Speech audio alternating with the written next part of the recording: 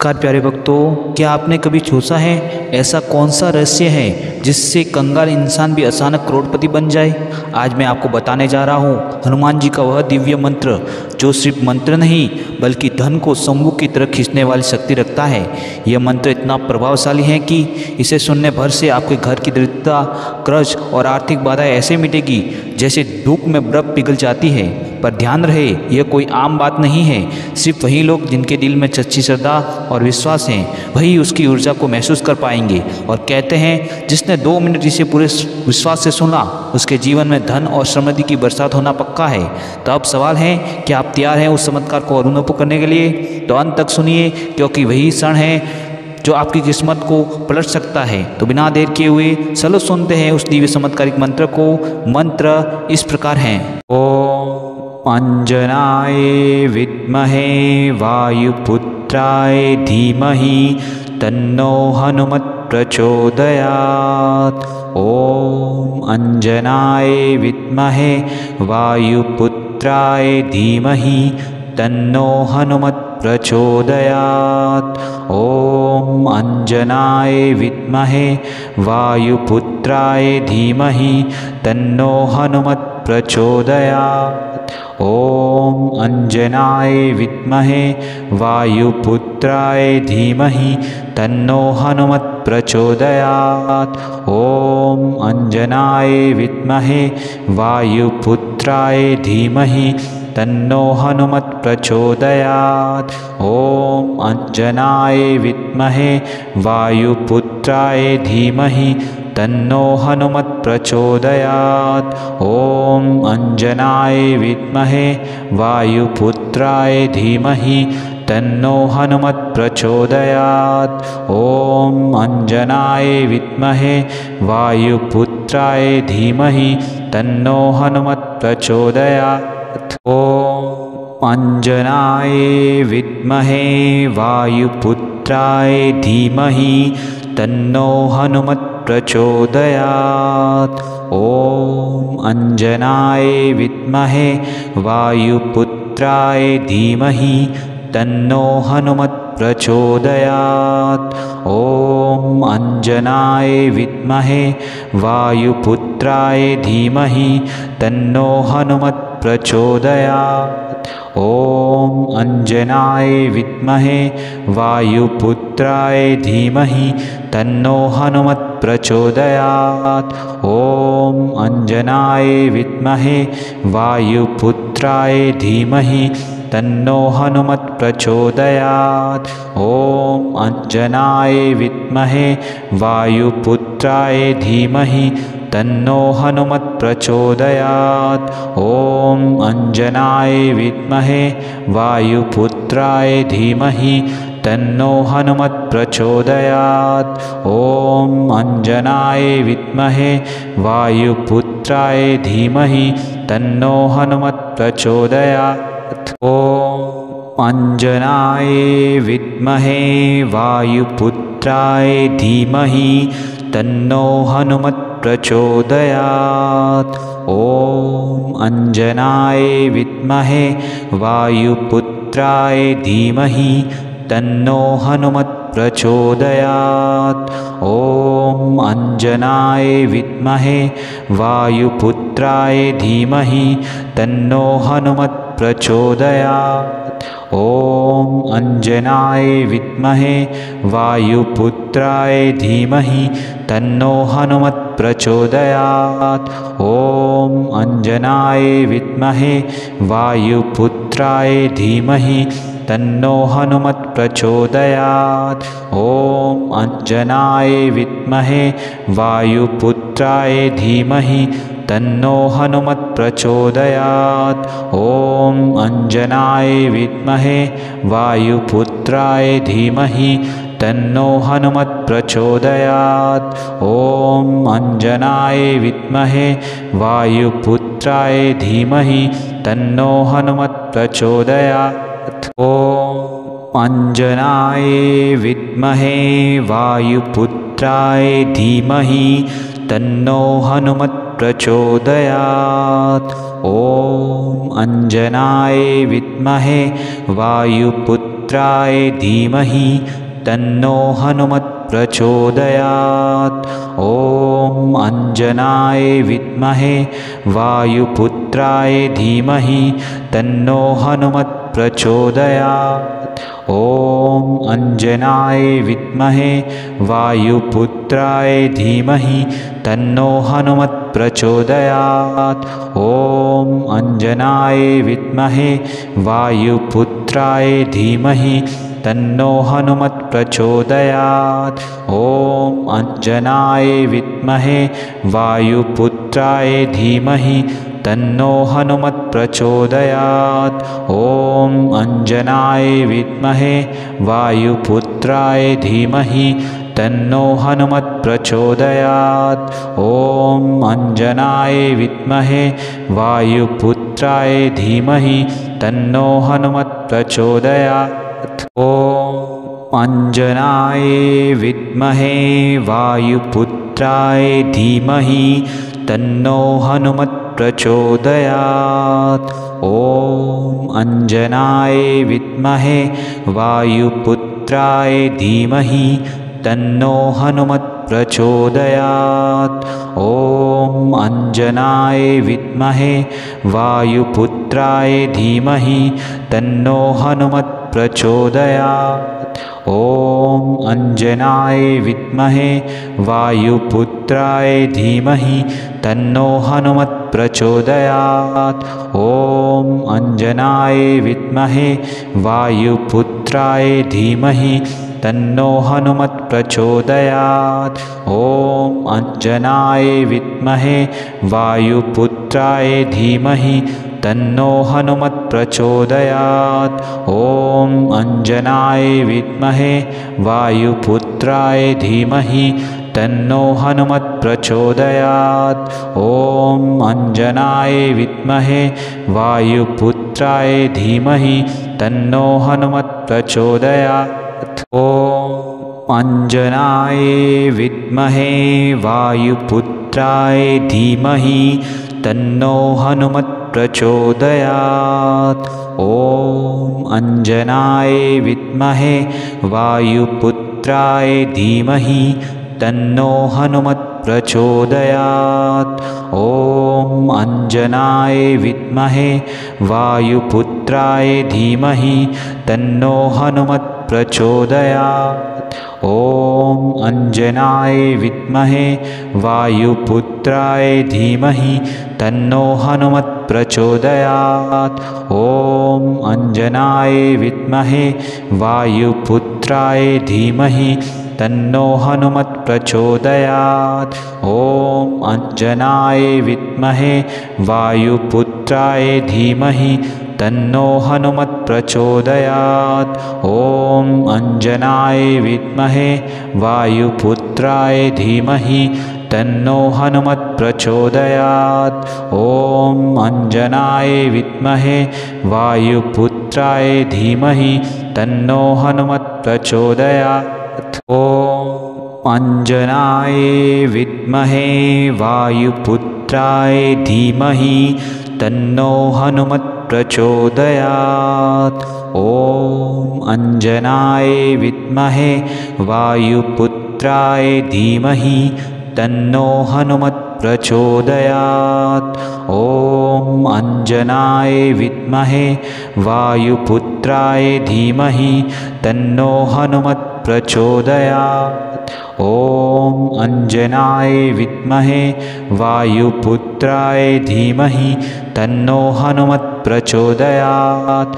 ॐ अंजनाय विद्महे वायुपुत्राय धीमहि तन्नो हनुमत् प्रचोदयात्। ॐ अंजनाय विद्महे वायुपुत्राय धीमहि तन्नो हनुमत् प्रचोदयात्। ॐ अंजनाय विद्महे वायुपुत्राय धीमहि तन्नो हनुमत् प्रचोदयात्। ॐ अंजनाय विद्महे वायुपुत्राय धीमहि तन्नो हनुमत् प्रचोदयात्। ॐ अंजनाय विद्महे वायुपुत्राय धीमहि तन्नो हनुमत् प्रचोदयात्। ॐ अंजनाय विद्महे वायुपुत्राय धीमहि तन्नो हनुमत् प्रचोदयात्। ॐ अंजनाय विद्महे वायुपुत्राय धीमहि तन्नो हनुमत् प्रचोदयात्। ॐ अंजनाय विद्महे वायुपुत्राय धीमहि तन्नो हनुमत् प्रचोदयात्। ॐ अंजनाय विद्महे वायुपुत्राय धीमहि तन्नो हनुमत् प्रचोदयात्।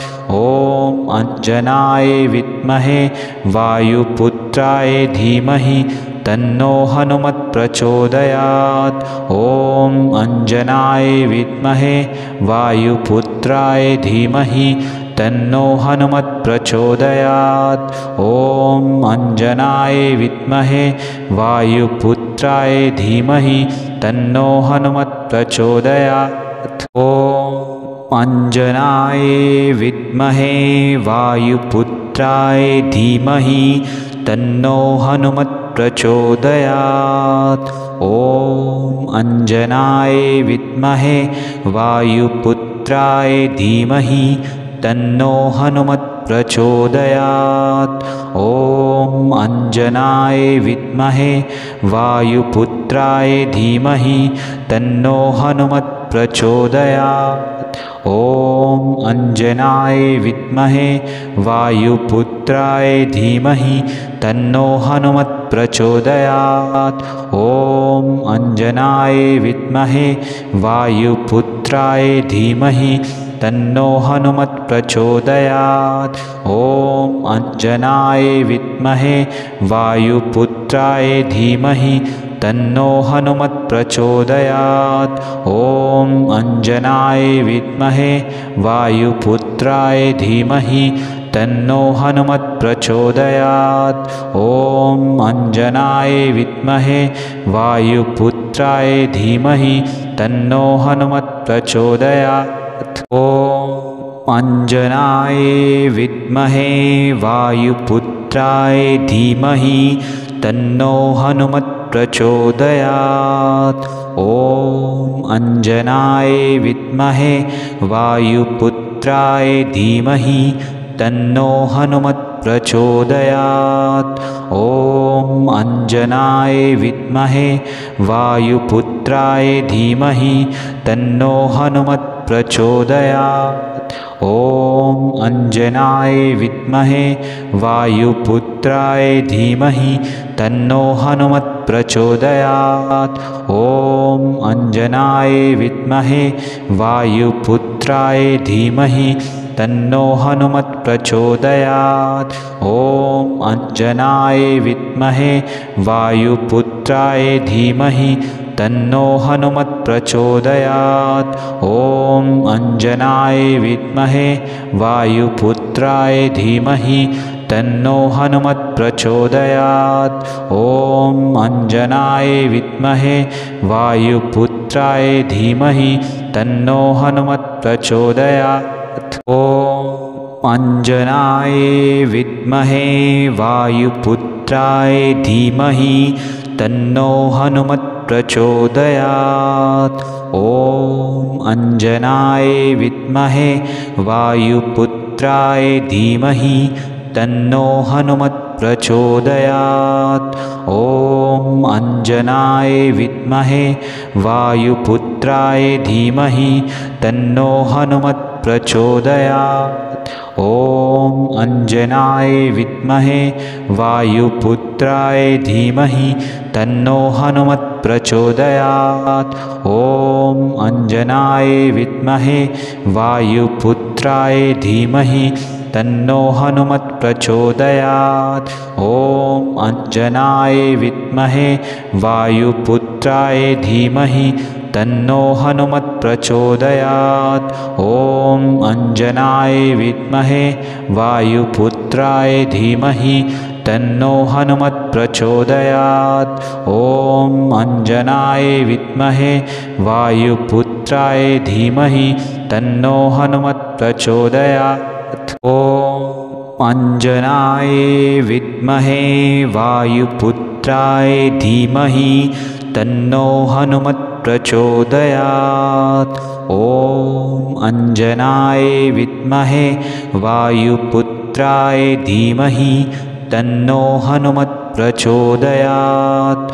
ॐ अंजनाय विद्महे वायुपुत्राय धीमहि तन्नो हनुमत् प्रचोदयात्। ॐ अंजनाय विद्महे वायुपुत्राय धीमहि तन्नो हनुमत् प्रचोदयात्। ॐ अंजनाय विद्महे वायुपुत्राय धीमहि तन्नो हनुमत् प्रचोदयात्। ॐ अंजनाय विद्महे वायुपुत्राय धीमहि तन्नो हनुमत् प्रचोदयात्। ॐ अंजनाय विद्महे वायुपुत्राय धीमहि तन्नो हनुमत् प्रचोदयात्। ॐ अंजनाय विद्महे वायुपुत्राय धीमहि तन्नो हनुमत् प्रचोदयात्। ॐ अंजनाय विद्महे वायुपुत्राय धीमहि तन्नो हनुमत् प्रचोदयात्। ॐ अंजनाय विद्महे वायुपुत्राय धीमहि तन्नो हनुमत् प्रचोदयात्। ॐ अंजनाय विद्महे वायुपुत्राय धीमहि तन्नो हनुमत् प्रचोदयात्। ॐ अंजनाय विद्महे वायुपुत्राय धीमहि तन्नो हनुमत् प्रचोदयात्। ॐ अंजनाय विद्महे वायुपुत्राय धीमहि तन्नो हनुमत् प्रचोदयात्। ॐ अंजनाय विद्महे वायुपुत्राय धीमहि तन्नो हनुमत् प्रचोदयात्। ॐ अंजनाय विद्महे वायुपुत्राय धीमहि तन्नो हनुमत् प्रचोदयात्। ॐ अंजनाय विद्महे वायुपुत्राय धीमहि तन्नो हनुमत् प्रचोदयात्। ॐ अंजनाय विद्महे वायुपुत्राय धीमहि तन्नो हनुमत् प्रचोदयात्। ॐ अंजनाय विद्महे वायुपुत्राय धीमहि तन्नो हनुमत् प्रचोदयात्। ॐ अंजनाय विद्महे वायुपुत्राय धीमहि तन्नो हनुमत् प्रचोदयात्। ॐ अंजनाय विद्महे वायुपुत्राय धीमहि तन्नो हनुमत् प्रचोदयात्। ॐ अंजनाय विद्महे वायुपुत्राय धीमहि तन्नो हनुमत् प्रचोदयात्। ॐ अंजनाय विद्महे वायुपुत्राय धीमहि तन्नो हनुमत् प्रचोदयात्। ॐ अंजनाय विद्महे वायुपुत्राय धीमहि तन्नो हनुमत् प्रचोदयात्। ॐ अंजनाय विद्महे वायुपुत्राय धीमहि तन्नो हनुमत् प्रचोदयात्। ॐ अंजनाय विद्महे वायुपुत्राय